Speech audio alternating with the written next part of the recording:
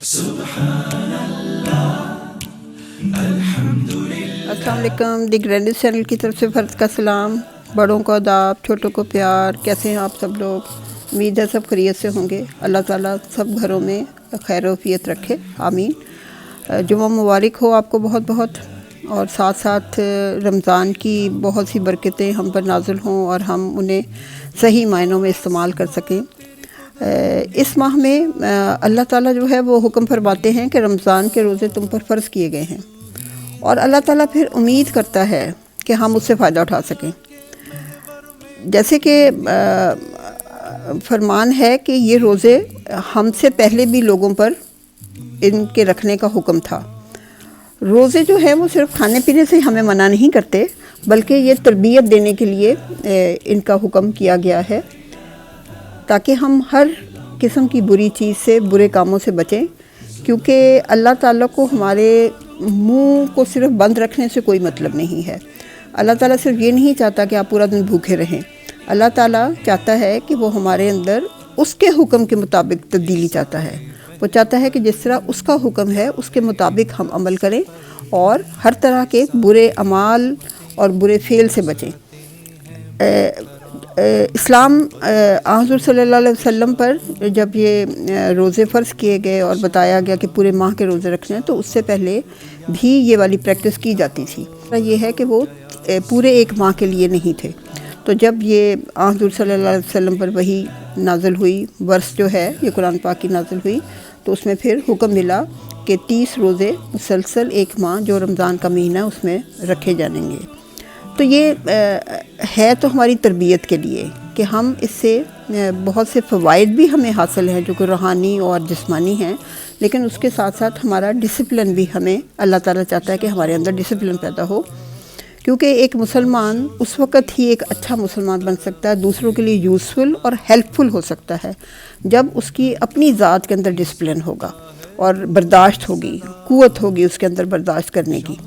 तो हम देखते हैं कि जो इसके बेनिफिट्स हैं वो बहुत ज़्यादा हैं।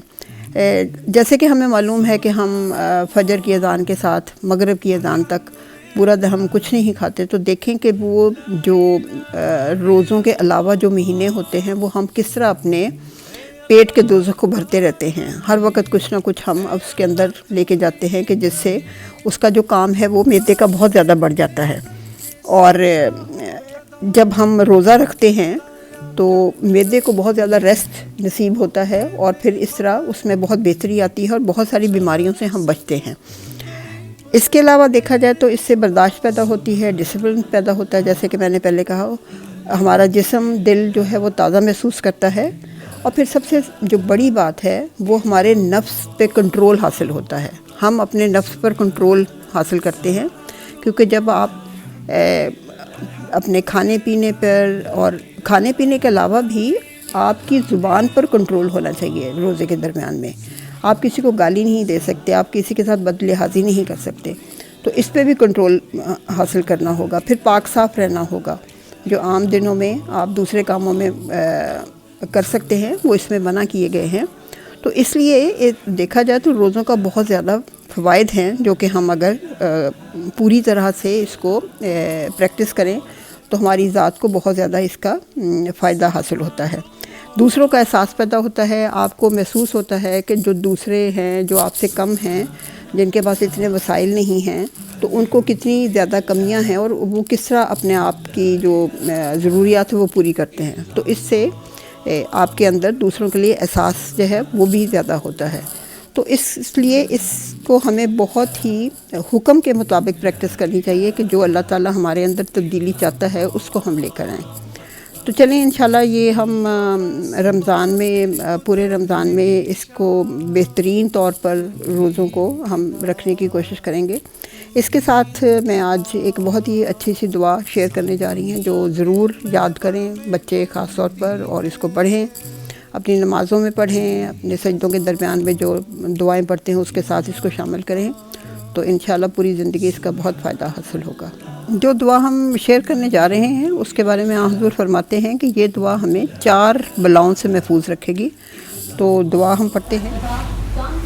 अल्लाहुम्मा इन्ना उज़ु बिका मिन जहदल बला वदारकल शका वसूए कज़ा व शमाततिल अदा। तो इस जो दुआ है इसका जो तर्जमा है वो कुछ यूँ है कि ऐ अल्लाह हम तुझसे पनाह मांगते हैं हर बला से, यानी बला मुसीबत जो भी हमारे पर आफात वगैरह हैं, हर बला और मुसीबत की सख्ती से, बदबख्ती के घेर लेने से, बुरी तकदीर से और दुश्मनों के हम पर खुश होने से। तो दुआ में जैसे जो दुआ हम मांगते हैं उसमें जो मिन जहदल बला, जहद मुश्किलात और बला आफात, यानी जो आफात हम पर नाज़िल होती हैं उसकी वजह से जो मुश्किलात दरपेश होंगी, ऐ अल्लाह ताला हमें उसकी पनाह हम मांगते हैं। फिर है वदारकल शका। तो जो दरका है, दरका वो है गलबा, यानी गलबा किसी चीज़ का हम पर होना। आ का मतलब है कसम पुरसी मिजरी, यानी कि मुझे अल्लाह ताला मुझे मिजरी जो है, कसम पुरसी जो है वो मेरे ऊपर गलबा ना पाले, मुझे उससे मैं पनाह मांगता हूँ, उस वक़्त से पनाह मांगता हूँ जबकि मिजरी कसम पुरसी जो है वो मुझ पर गलबा ना पाले। उसके बाद है वह सुए कज़ा। सुए इसमें जो है वो है बुरे या बुरी, और कज़ा ऐसा फैसला जो किसी के लिए नुकसानदेह हो, यानी कि मुझसे कोई ऐसा फैसला ना हो जाए, बुरा कोई फैसला ना हो जाए जो किसी के लिए नुकसानदेह हो या फिर मेरे लिए नुकसानदेह हो।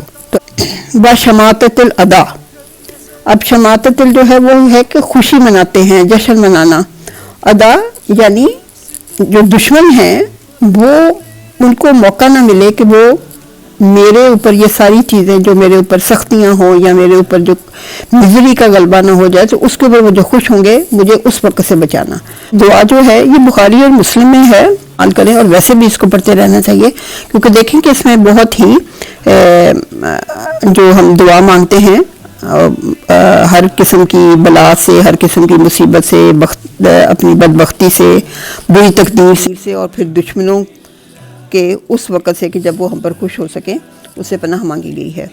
तो इंशाल्लाह बच्चे इसको ज़रूर याद करेंगे और हम भी इसको ज़रूर इस्तेमाल करेंगे। तो चलें, आइंदा तक के लिए अल्लाह ताला हम सबको अपने हिफ्ज़ मान में रखे और रमज़ान बहुत ही अच्छे तरीके से हम मना सकें। खुदा हाफ़िज़। Thanks for watching.